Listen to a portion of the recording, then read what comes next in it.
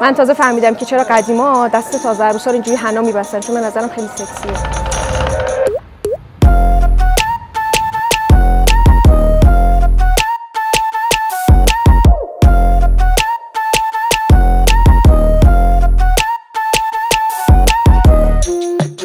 بچه‌ها ما رسیدیم به شهر رابات، با قطار اومدیم، تقریبا 3-4 ساعت تو راه بودیم و دیگه الان رسیدیم. ساعت نزدیک 4. اینجا ایستگاه قطارشون بود.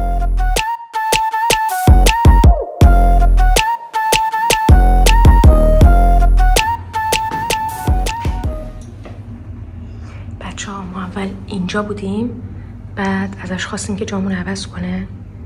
الان اومدیم اینجا. فقط ببینید چقدر خوشگله اینجا.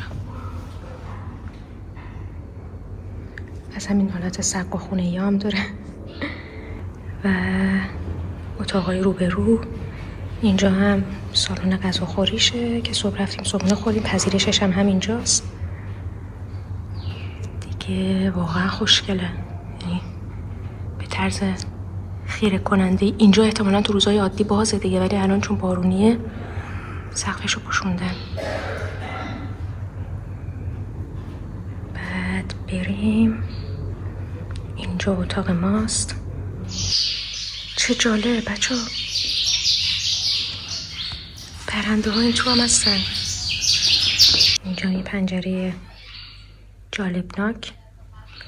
این بالا رو ببینید، به نظرم خیلی باحاله. اینم این ور اتاقه.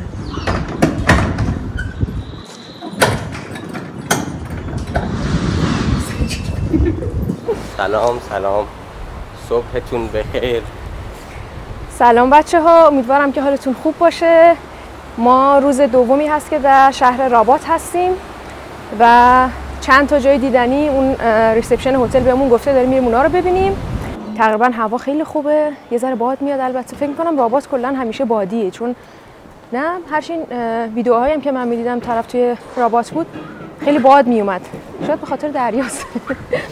مثلا ما از اینایی هستیم که خیلی اطلاعات جغرافیایی خوبی داریم. بچه‌ها دیشب یه بارون وحشتناکی اومد اینجا، یعنی از اون بارونای سلاسا که ما اتاقی که داریم توی تراس دیگه، توی همین ریادی که گرفتیم توی تراس هستیم. بعد یه بارون وحشتناکی میومد که حتی آب از پنجره‌ها اومد داخل و ما امروز صبح رفتیم گفتیم اگه میشه اتاق ما رو عوض کنن. لطفاً همراه ما باشید در پایتخت کشور مغرب، شهر رابات. بچه‌ها این ساختمانی که می‌بینید ما تو قطار که داشتیم میومدیم به سمت رابات دیدیمش. خیلی چیز هیولایی و قشنگیه. حالا بریم داخل. این گفتی چیه؟ کسبه؟ خب همکارم لطفاً توضیح بده که اینجا چیه اسمش؟ اینجا اسمش کسبه اودیسه است که ما الان کسبه هم خوندیم. منظور از کسبه مثلا جاییه که از یک بخش یه حالت قلعه مانندی، احتمالاً بیشتر نظامی، که از شهر جداست و حالا مثلا زمان قدیم مثلا برای پشتیبانی و چیز استفاده میشه. چون این الان این کسبه رو میبینید، این حالا داره مثلا نشون میده توی فیلم، خیلی جالب قرار گرفته تقریبا توی فاصله 500-600 متری سمت راستمون از دیوار شهر. بچه‌ها اجازه بده بیاریم این برای خیابون. نه بذار من این لحظه رو تقسیم کنم. بچه‌ها من یه لحظه گفتم محمد رضا این پشت چیه؟ یه باد عجیبی داره میاد. بعد دیدم دریاست. چه اسم قشنگی. راست میگه، دریا نشون بدم. ببین ما این بغل کسبه بودیم، داشتیم به شما کسبه داشتم به شما توضیحات، احمد رضا همکارم هستن داشت توضیحات رو میداد. خب بعد یهو دیدم اینجا دریا، موجای دریاست. میدونی باورم نشد. خوشگله بچه‌ها، یه ذره راستش سورپرایز شدم. امیدوارم از این همه باد شما صدای منو بشنوین. به به به به به.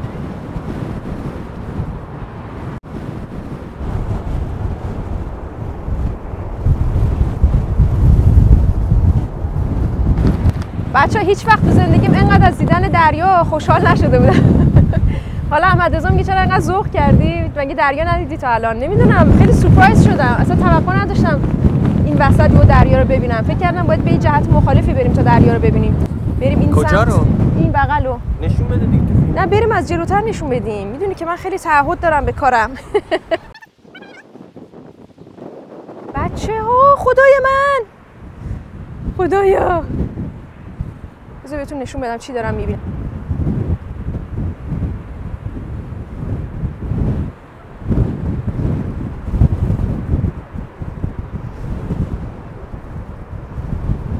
ببین اینجا دقیقاً قبرستونه. قبرستان شهدا. چه عجب، من میذارم از فاصله دورتر صافش بکن. آره به اونجا نگاه کن دیگه. بچه‌ها همش داره قور میزنه. خب بوس میخوای بیا ازم. خب دوربین رو نگاه کن چه جوری گرفتی؟ بچه‌ها اقیانوس اطلس، دریا نیست. بچه‌ها کلاغ دریایی. بریم. رضایت میدی دیگه؟ آره. دهن ما رو سرویس کرده خدا. رسما باد آدمو پرت میکنه. بچه دیدی چه صحنه این ترسیدم یه لحظه. خب وارد اینجا بشیم ببینیم چه خبره. من به احمد رضا میگم اینجا پایتخت قشنگ و شیک و تمیزیه. خیابونا خیلی تمیزن، با اینکه سطل آشغال تو خیابون پیدا نمی‌کنیم، یا آشغال دستمون میگیریم باید کلی بچرخیم تا سطل آشغال پیدا کنیم، ولی خیابونا خیلی تمیزن. بعد احمد رضا میگه اینجا رو با تهران مقایسه کن. تو رو گفتم؟ آره. اشتباه گفتم؟ آره. بچه اینا خیلی احمد رضا یه بار دیگه بگو اینا چی گفتی بهشون؟ این بنده خداهایی که لباس سنتی تنشونه گفتی شبیه کیان؟ اساسن کرید. اتفاقا سریالش هم اومده بچه، فکر می‌کنم تو نتفلیکس هست. برید سریال حشاشین ها یا اساسین ها رو ببینید، دقیقاً اینا.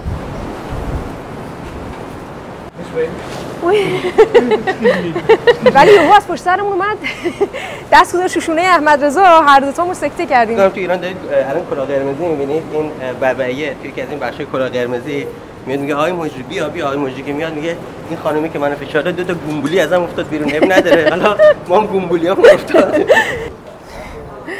بچه‌ها دقت کردم دیدم توی ویدیوهای ما عوض اینکه شما مثلا اطلاعات تاریخی و ایناتون بره بالا، بیشتر ما در مورد مسائل خانوادگیمون داریم صحبت می‌کنیم. البته بدم نیست، ما واقعا اونقدر اطلاعات تاریخی و اینا نداریم که بخوایم. ما هر چی اطلاعات تاریخی اینا بهتون میدیم بچه، همون لحظه گوگل کردیم داریم براتون می‌خونیم، خودتون هم می‌تونید این کارو بکنید. ما سعی می‌کنیم یه داستان کوچولویی از کل ماجرا رو داشته باشیم. بچه‌ها دوباره دریا. ما از کجا بیاریم این پانورامیک ویو؟ من چرا کلمه نمیتونم بگم؟ پانورامیک. بشین عزیزم. ببینید بچه‌ها تا این توپان بوده که کشتی‌ها رو بزنن، می‌بینید؟ برخلاف سفرهای قبلی که ما میرفتیم دور تا دورمون آلمانی‌ها احاطه کرده بودن، تو این سفر هلندی زیاد می‌بینیم. اوایل دیدن آلمانی‌ها تو سفر و اینا یه ذره انگار حرسمون رو در می‌آورد، نمیدونم چرا. ناخودآگاه بوده، ولی الان دیدن آلمانی‌ها برای من حداقل تو سفری حس امنیت خوبی داره. راستش رو بگم من واقعا توقع دیدن همچین صحنه‌هایی رو توی رباط نداشتم.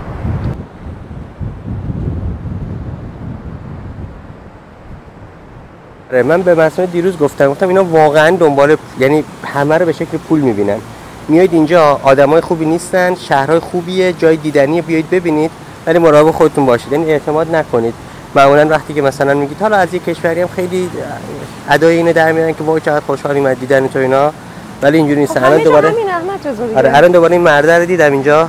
ببین رسما ما رو، یعنی ما داشتیم مسیر درست رو میرفتیم، رسما ما رو از مسیر درست برگردون فرستاد به مسیر اشتباه که فقط بیاد دنبال ما از اون پول بگیره. یعنی این عملاً دزدیه دیگه. حالا و آره من کاملا با احمد رضا موافقم، ولی به نظر احمد رضا خیلی سخت میگیره. یعنی دنیا جای خوبی نیست به صورت کلی. دیگه اینم جزء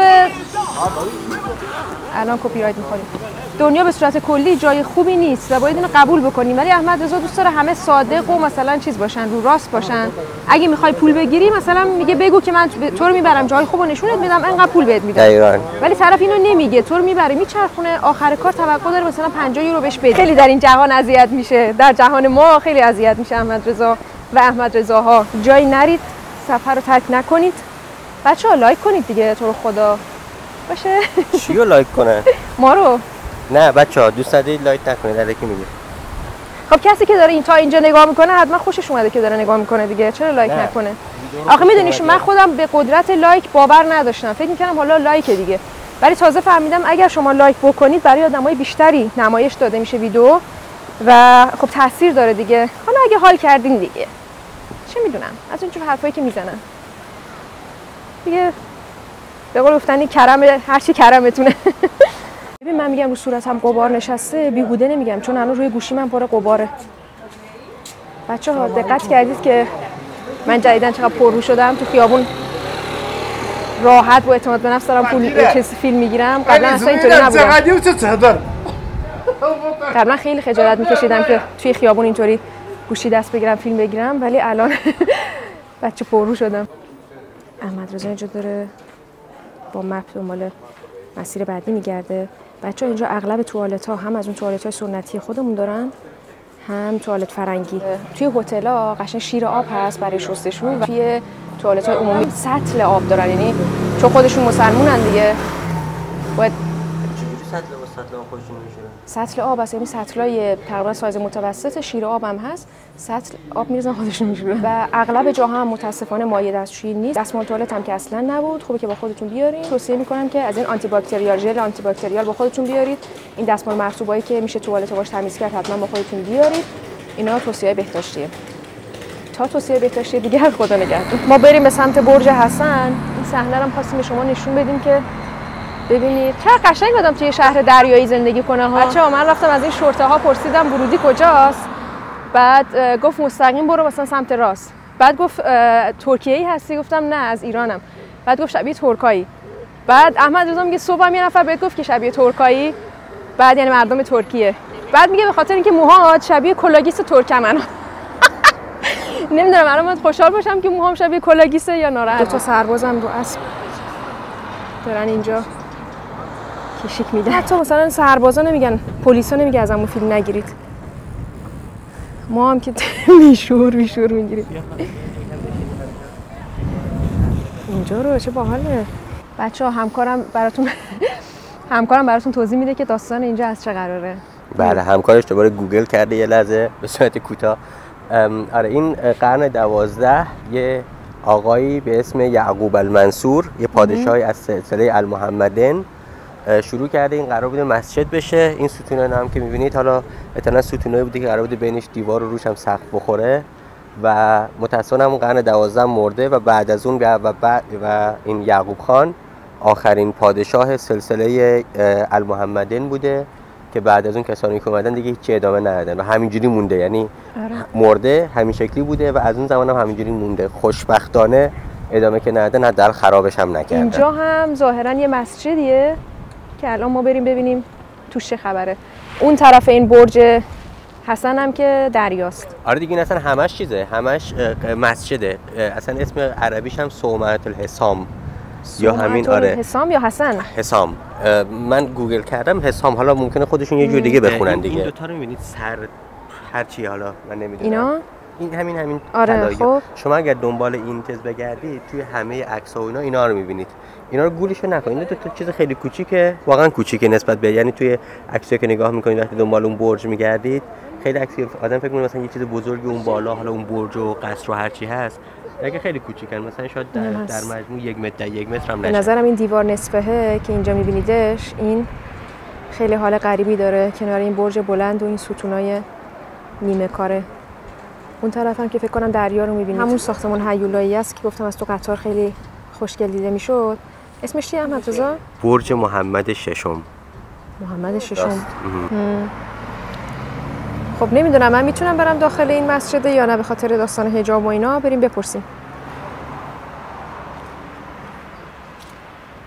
آقای گفت میتونی بری داخل.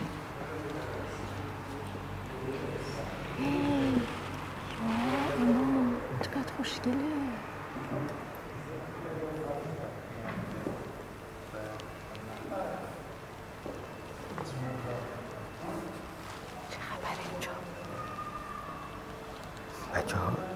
یکی آقا که نشسته مدام داره قرآن میخونه. این قبر یه نفره، نمیدونم کیه، ولی جالب اینجاست که ببین چقدر تمهیدات و چیز دارن. یعنی سرباز به راحتی فکر کنم تا حالا 20 سرباز این جای مختلف وایسادن با اون حالت نیزه و حالت قدیمی، یعنی مثلا با اسلحه اینا نیستن، اینا بیشتر نمادینن وایسادن.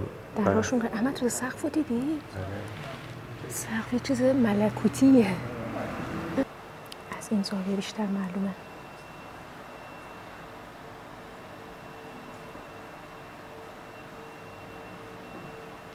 هر 4 گوشه هم سرباز وایساده.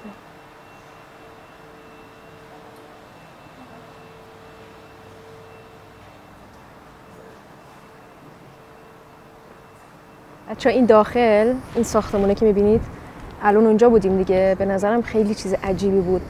احساس کنم ما رو گرفت یه لحظه، نه؟ آره. موهای کلوکسی من. ولی ما شبیه چیز نشده، شبیه آپا نشده توی چیز The Last Airbender.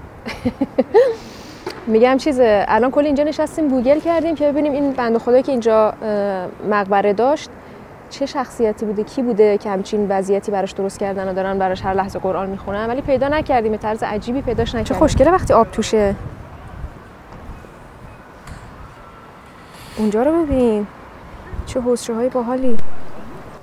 خب بچه‌ها معلوم شد که ذریح کی بوده، ذریح محمد الخامس. 1955 شاه محمد پنجم نماز جمعه رو اینجا برگزار کرده و اینجا توی همین وسط اعلام کرده که از این لحظه مغرب مستقله و دیگه مستعمره فرانسه نیست. چه جالب. برای رفتن به یک جایی که می‌خوایم بریم اسمش رویال پالاسه تاکسی گرفتیم و چقدر شد هزینه‌اش؟ عقد نشون میده 21 درهم. 21 درهم، چون همین جا که از تو خیابون تاکسی میگیری مثلا میبینن خارجی هستی $2 حساب میکنن، ولی با این اپ کریم به نظرم 21 درهم خب خیلی قیمت خوب. این همون پالاسه که ما برای دیدنش اومدیم، اون قصره. برای وارد شدن به اینجا، یعنی برای ورود به این مجموعه، باید پاسپورتامون رو توی ورودی نشون میدادیم. من فکر میکنم اینجا اونجوری نیست که بخواید حتما برای دیدنش بیاید، یعنی چیز خیلی زیادی از دست نمیدید. ظاهرا اینجا محل اقامت پادشاه ملک محمد السادس، محمد ششمه. برای همین هم کلی پلیس اینجا هست و اجازه وارد شدن به این محدوده رو نداریم. اینم از شهر رباط که راستش رو بخواید ما اصلا فکر نمی‌کردیم که این شکلی باشه، تصور دیگه‌ای داشتیم، ولی خیلی قشنگه. به نظرم به دیدنش میارزه. اگر وقت داشتید، حوصله داشتید بیاید، 2 روزم براش کافیه.